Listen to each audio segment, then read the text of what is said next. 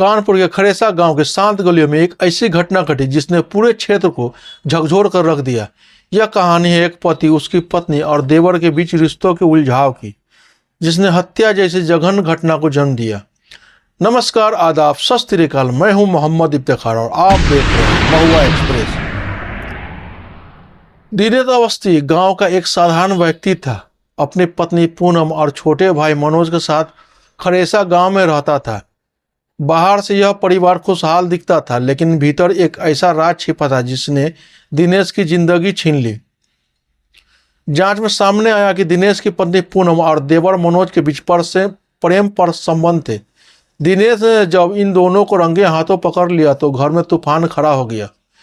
इस राज का खुलना पूनम और मनोज को असहनीय लगा। उन्होंने दिनेश को रास्ते से हटाने की योजना बनाई।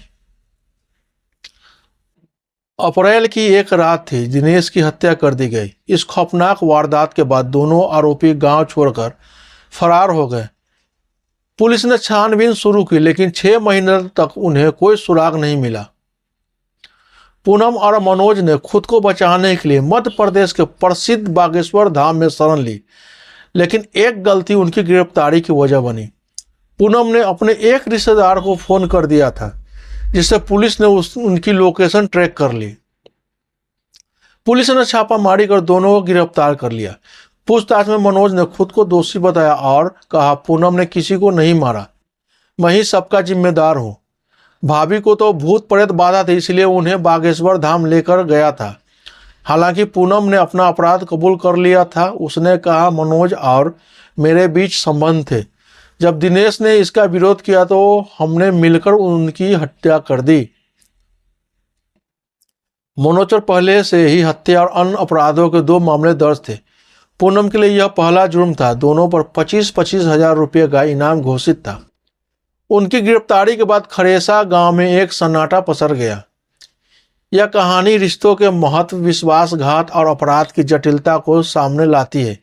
यह एक चेतावनी है कि जब भावनाएं सही दिशा में नहीं होती तो उनका अंजाम कितना भयानक हो सकता है। क्या ऐसा प्रेम वाकई सही है जो जान लेने पर मजबूर कर दे? आपकी राय इस कहानी पर क्या है, कमेंट करके जरूर बताएं।